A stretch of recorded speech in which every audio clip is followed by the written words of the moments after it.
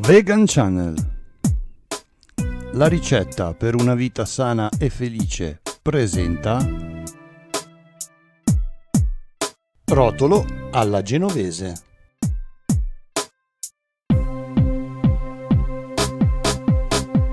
Ingredienti: una forma rettangolare di pasta sfoglia, pesto di basilico, 500 g di fagiolini, 2 patate, sale, olio evo. Lessare le patate e i fagiolini in abbondante acqua salata, sminuzzare il tutto grossolanamente e fare raffreddare. Unire i fagiolini, le patate, il pesto e mescolare bene per fare amalgamare il tutto. Stendere la pasta sfoglia e spalmare generosamente il composto ottenuto al centro, lasciando 2 cm di spazio dai bordi. Arrotolare il tutto e cuocere in forno a 180 gradi fino a doratura.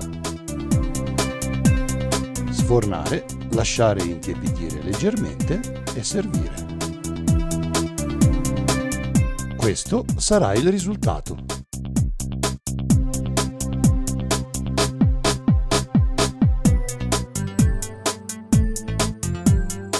Per autoprodurre la pasta sfoglia e il pesto di basilico, seguire le indicazioni riportate nelle relative ricette che potete trovare ai link in descrizione.